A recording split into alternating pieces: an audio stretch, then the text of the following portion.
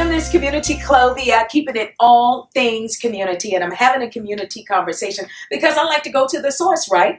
Dr. Stacy Epps is joining me on Community Conversations. He's medical director in the Neuro Institute at Secours. How you doing? I'm doing great. Thanks for having me. You know, I handpicked you. Really? Yeah, I really did. Why was that? I saw you at the American Heart and Stroke Association event, yeah. And I was like, I need to have this guy on. Oh, well, thank you. I appreciate that. So first things are first. We're talking about stroke. Yes. What is a stroke and what are the symptoms? So a stroke is when an area of the brain has its blood supply interrupted. And that could be due to a clot, and that's what we call an ischemic stroke. So a blood vessel in the brain has a clot, part of the brain doesn't get blood flow. Mm-hmm. Or it could be because a blood vessel bursts and you have a bleeding stroke. The symptoms are varied.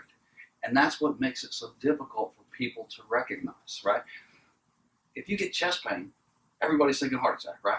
Even if it's, I had a little too much to eat or drink, you go into the emergency room because you've got chest pain, and chest pain means go to the ER.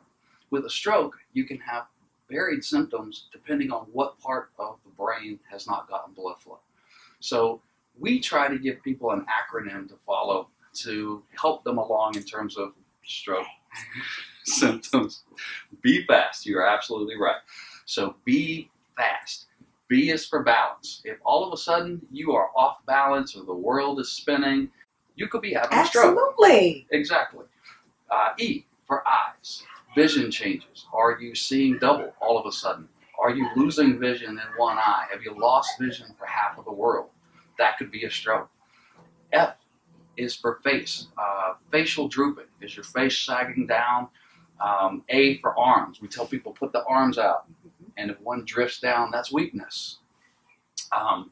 S for speech. Again, if you're not drinking and all of a sudden you start slurring your speech, or you start saying the wrong word, or you sound like you're confused, or somebody's speaking gibberish, they could be having a stroke. And then T is for time.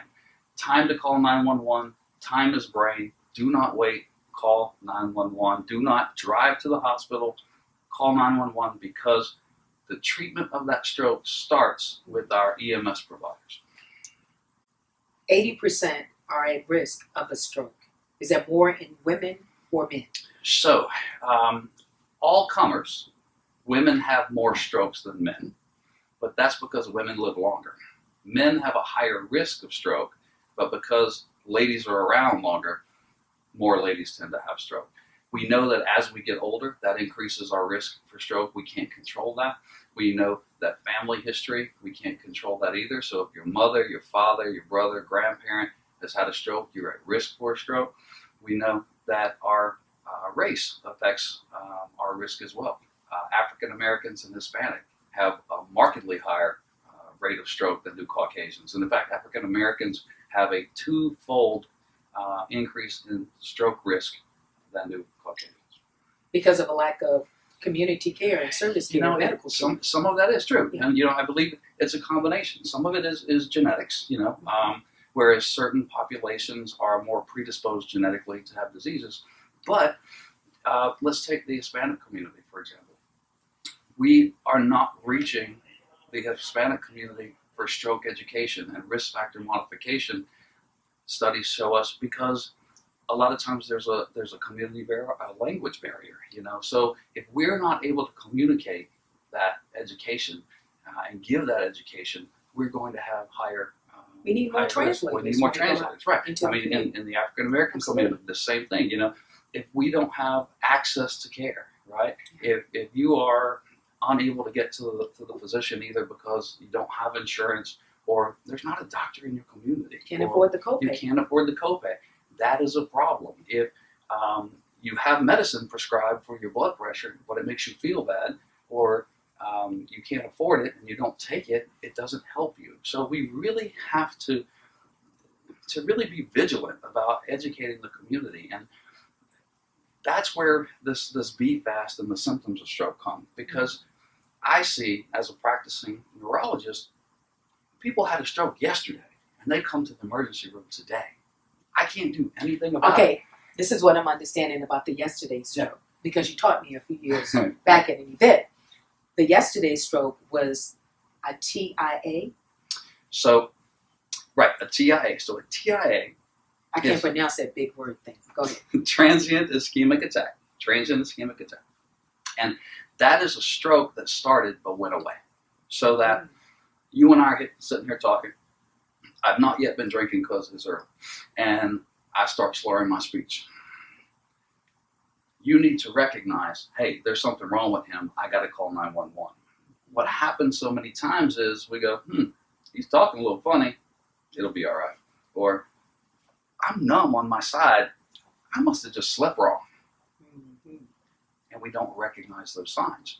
So the lucky part about a TIA is that the symptoms go away. That clot that was blocking that blood vessel went away for whatever reason. You recovered fully, but you are at risk in the next 48 hours of having a completed stroke. So if you do not go seek attention, if you don't go to the emergency room, if we don't look for reasons for you to have had that TIA, and you go to bed, you may wake up the next morning with a completed stroke, be completely paralyzed on the side, be unable to speak. You could wake up dead.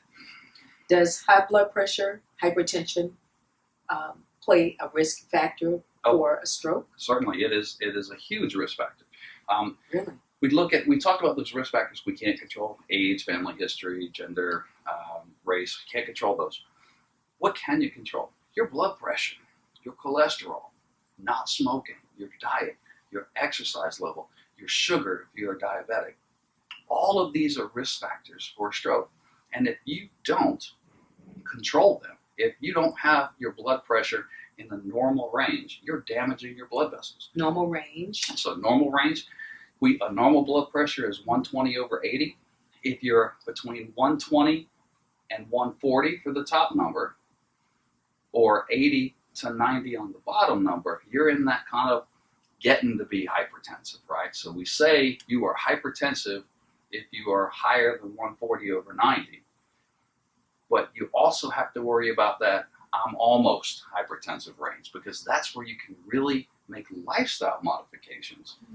Get that blood pressure better, and you don't need a pill. And and we've talked about this before. A pill isn't the answer to everything. And we're going to continue the conversation. So if you feel that you are having a symptom of a stroke, whether you have a droopy face, slurred speech, and you haven't been drinking, please call 911. I am Miss Community Clovia, and he is Dr. Epps. He is Medical Director in the Neuroscience Institute at Secours. I am Miss Community Clovia. Thanks for watching.